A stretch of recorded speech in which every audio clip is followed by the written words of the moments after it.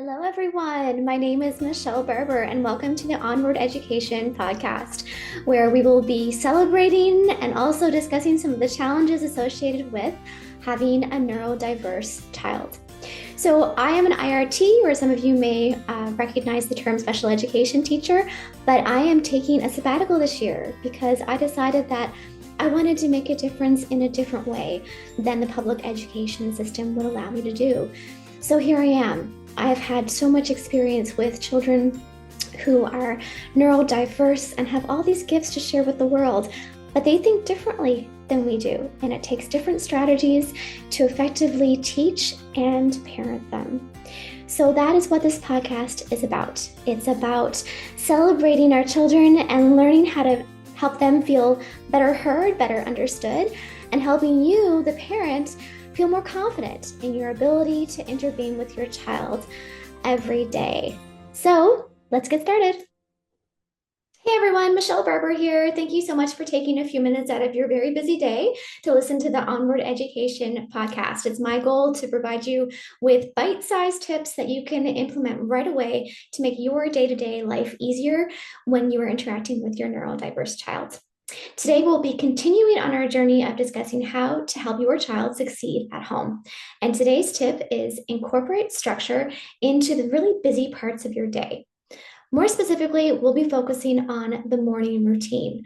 So I have had the pleasure of chatting with a lot of parents over the last few months, specifically with our survey. And if you haven't had a chance to complete that survey yet, I'll add that in the show notes, and you can actually have a free 20-minute consult with me, and we'll discuss a situation that is reoccurring in your life and causing you stress with your child. And I'll provide you with strategies that you can implement right away to help reduce the tension in those situations. So, as I have been talking with parents about the pain points, I've noticed that morning routine, getting out the door, is really hard for a lot of families. And I can almost feel the amens coming from the universe right now, as I can see everyone nodding, because I know it really is hard, especially when you have a neurodiverse child. If they're becoming distracted, I've heard so many times, I have to ask them at least 25 times to put on their socks, or she has to try on her whole wardrobe before finding a sweater that's comfortable today. So we're making a joke, but these things really can be frustrating when you're trying to get out the door in the morning and they need to get in the bus, you need to get to work. You're really just trying to start the day off on a good foot, and that's hard when there is that much pressure in the home. So structure can really help reduce that stress. And I always recommend a visual schedule. Now, it doesn't have to be something that is so rigid that it can't change. In fact, I recommend that it not be very rigid. And it's a good idea to have your child involved in this process. So it can be in the evening, and you can sit down with your child, with your significant other, if there are other siblings, and talk about, what do we need to get done in the morning? What's really important? And make a list together. And really encourage everyone to weigh in. What's important to you? So your child might chime in then and say, well, it's really important for me to make sure that I get to bring my stuffy to school. I'm always forgetting my stuffy, and I'm allowed to have it at recess. It really makes me angry when I forget my stuffy. So sometimes things might surface during these family meetings that are interesting and really important information for you to know. So if it's really important that the stuffy makes it to school, one of the things on the morning to-do list might be put stuffy by the door next to my book bag. So adding structure to your day, specifically to your morning routine, can help everyone recognize what the important tasks are that need to get done. So this collaboration is really important, and it's going to make the checklist or the visual schedule much more effective than if you were to sit down and create it by yourself.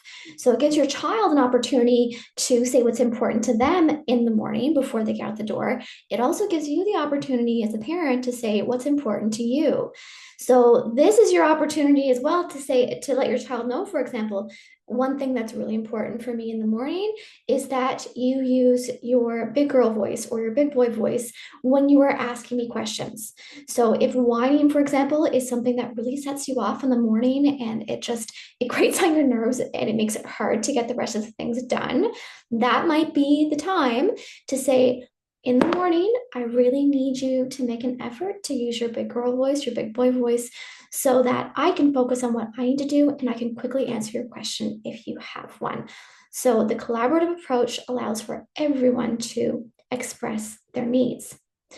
The checklist will also give your child autonomy because remember, if we're dealing with a child who may be neurodiverse or struggling with working memory, then it can be frustrating when they legitimately forget what they're supposed to be doing next. So they're coming back to you saying, shoot, mom, dad, what was I supposed to be doing? Meanwhile, you're frustrated because it's the 12th time that you've answered the question, but they're also feeling frustrated with themselves because they know they're supposed to be doing something. They know they've already asked you a dozen times and they don't remember what the next task is. So having that visual schedule or checklist can allow them to have more autonomy as well, which will make them feel more confident. And they'll want to continue on through the checklist when they know that they're able to do so on their own. It also doesn't hurt to have a little motivation or carrot at the end of the checklist, something they can do when they're finished if there's time left. So that might be 5 minutes on their iPad, it might be 5 minutes playing outside in front of the house, whatever it might be. And you can discuss that with your child as well. Again, we're going for the collaborative approach, and that might give them a little bit of extra motivation as well to get through the checklist more efficiently, knowing that they can have something that they would like at the end when they're finished. I'm going to give you a tip now that may actually seem counterintuitive to implementing structure to your morning, but I promise that this is something that can really make a big difference. If you are finding that having your child's clothes laid out on their bed or in their closet ready to go in the morning is not working for you, then I would strongly suggest letting go of some of that control and letting your child be more autonomous with choosing their own clothes. So I know the idea is that things will go more quickly if the clothes is ready on the bed to go and all they have to do is put it on. But what a lot of parents are finding, ones that I've been chatting with, is that it actually ends up making the process longer because then they're looking at the sweater and that's the one that mom picked out. Okay, well, that's not the one I feel like wearing today. And then it's a whole process of trying on all the sweaters in the wardrobe to find the right one. And same thing with with the rest of the clothing as well. I had to ask him 25 times to put his socks on. Same thing. But if he had picked out the socks himself, it's not half as empowering or fun to argue with yourself. So you'll find that if they're going through the process of choosing their clothes on their own, it will likely be faster than if you have it actually laid out for them in advance, which feels counterintuitive, but tends to be what parents are noticing is that having the clothes laid out is not always the best way to get through that getting dressed routine in the morning. Now, you may choose to have some parameters around that. So, for example, in the summertime, for example, I'm in Newfoundland, and in Newfoundland, you may actually need your winter wardrobe in the summer. We all know that. So, it may be the type of day where you're saying, okay, it's time to go pick out your clothes. Today, it's really cold out. So, I want you to choose from your fall clothing box today or the fall section of your wardrobe. And I know that takes a little bit of organization to have those types of things in place, but I do believe it's worth it because then you're still able to give them the autonomy to choose what they want to wear while still being dressed appropriately for the weather when you're sending them off to day camp, for example. I've actually created a free resource specifically designed to help parents find more peace in their mornings. So go ahead and download it. The link will be in the show notes, and you'll have access to free templates and the guide that'll walk you through the steps you can take to find more peace in your mornings and find more connection with your child. Thank you so much for listening today, everyone. I hope you have a beautiful day.